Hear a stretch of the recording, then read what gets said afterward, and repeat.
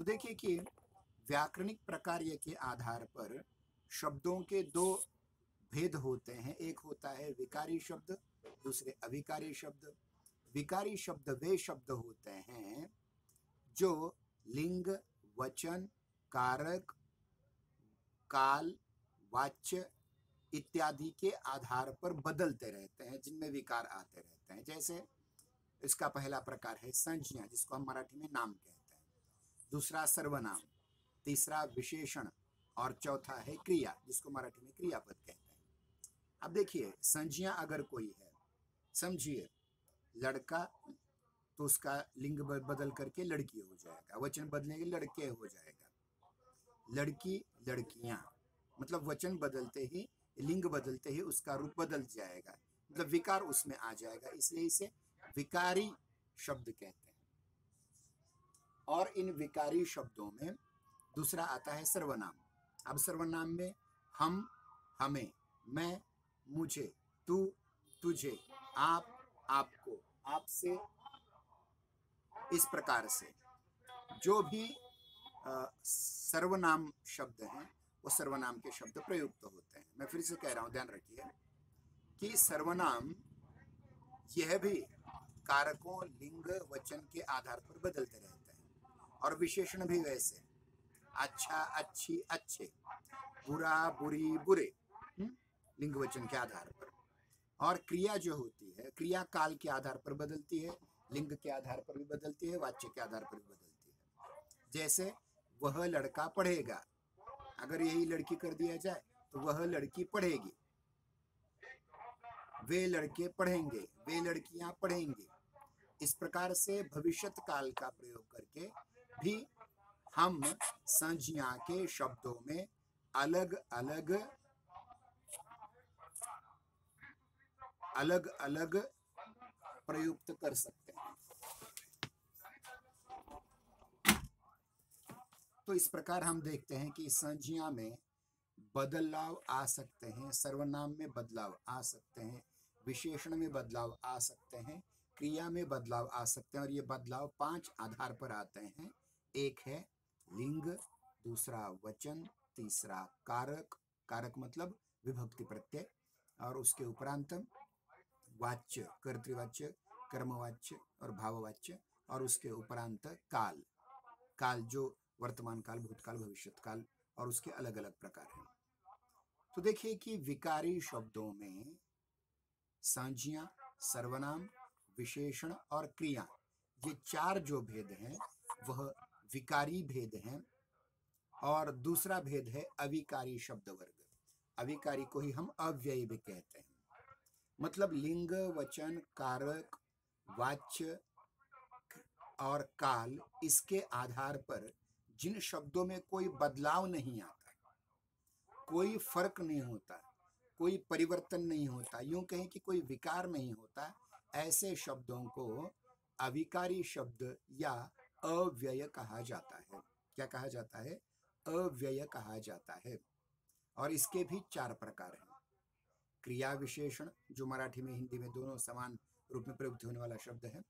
फिर है दूसरा संबंध बोधक, अगला समुच्चय बोधक, और चौथा है विस्मयादि बोधक, जिसको मराठी में केवल प्रयोगी कहा जाता है। संबंध, समुच्चय बोधक और विस्मयादि बोधक ये मराठी के जैसे शब्द नहीं है, ये थोड़े से हिंदी में अलग अर्थ में अलग शब्द प्रयुक्त होते हैं।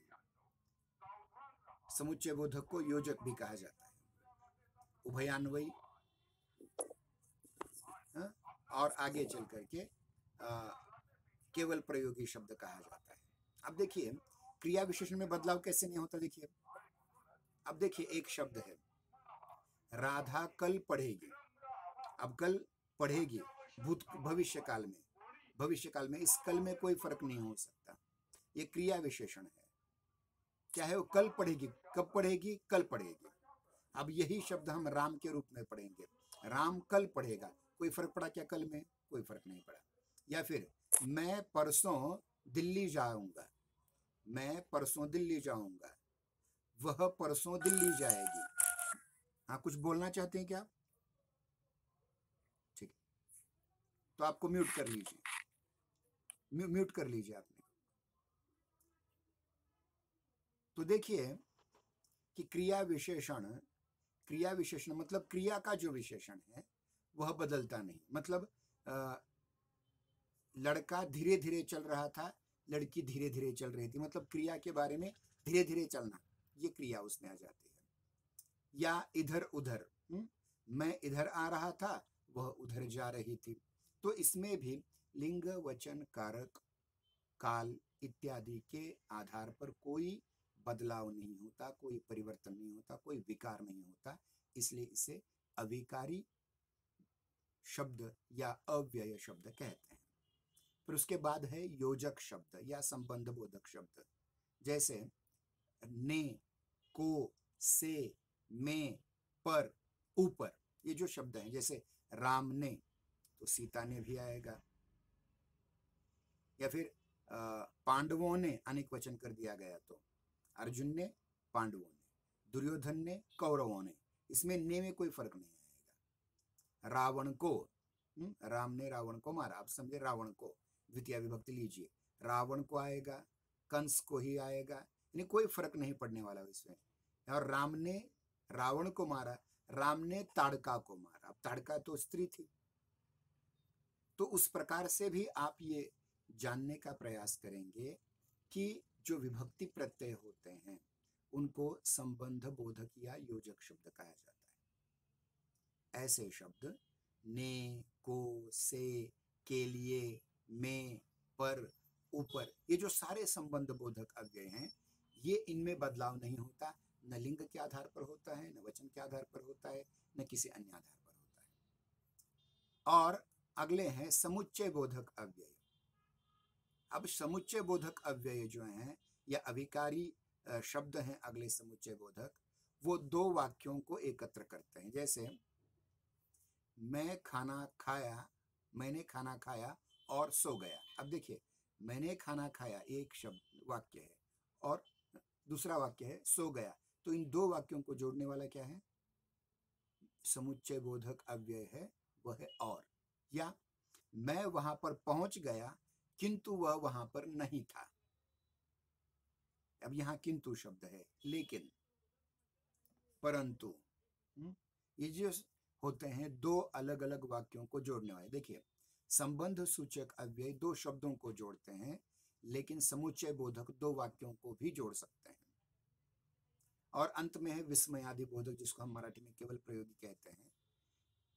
उसमें क्या होता है कि मनुष्य की भावना का उत्सर्ग देखने को मिलता है, जैसे आ, अरे रे, अरे चा, अरे वाह, इस प्रकार के जो शब्द होते हैं, या उफ, उच, हठात, इस प्रकार के जो शब्द होते हैं, ये सारे के सारे शब्द विस्मय आदि बोधक होते हैं। मतलब विस्मय, विस्मय अर्थात आश्चर्य, आश्चर्य से चकित हो जाना, उस विस्मय या आश्चर्य को, उस विस्मय या आश्चर्य को प्रकट करने वाले जो शब्द होते हैं उनको, केवल केवल विस्मय नहीं, विस्मयादि बोधक, मतलब विस्मय जैसी अनेक जो भाव भावनाएं जो अचानक प्रकट की जाती हैं, अचानक एक एक दो शब्दों से प्रकट की जाती हैं, उन शब्दों को विस्मयादि बोधक शब्द कहा जाता है, या विस्मयादि बोधक अव्यय कहा जा सकता है।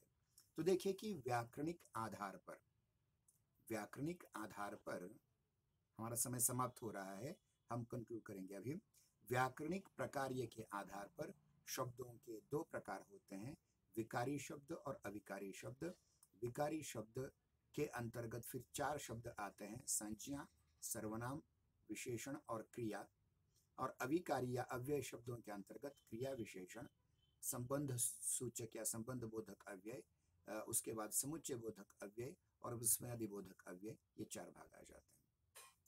अब अगला जो प्रकार है वो है अर्थ के आधार पर, जिसको हम अगले सोमवार को डिटेल में लेने वाले हैं, लेकिन केवल उसका एक सुतोवाच करके हम छोड़ देते हैं उसे।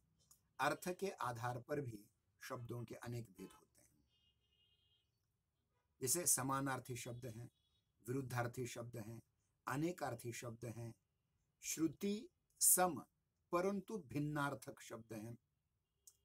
अनेक शब्दों के लिए एक शब्द, इस प्रकार से 5 शब्द बनते हैं अर्थ के आधार पर। पहले शब्द वे होते हैं जिसको हम समानार्थी शब्द कहते हैं मराठी में, उसको हिंदी में पर्यायवाची शब्द कहते हैं।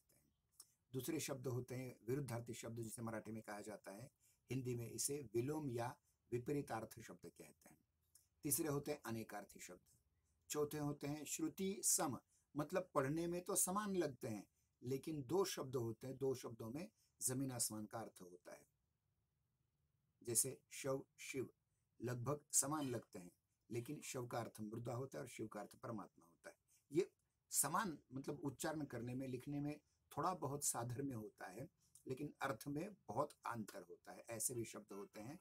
और पांचवा प्रकार शब्दों का आ जाता है, वह है अनेक शब्दों के लिए एक शब्द। इसको हम अगली तासिका में, सोमवार की तासिका में पूर्ण करने का प्रयास करेंगे। तब तक के लिए धन्यवाद, और बीच में छोड़ने का प्रयास मत कीजिए। अगर कोई कॉल आ भी जाता है, हमें भी आता है, तो हम भी उससे टाल देते हैं, तो लगभग टालने का प्रयास कीजिएगा। ठीक है, धन्यवाद। मिलते हैं सोमवार को।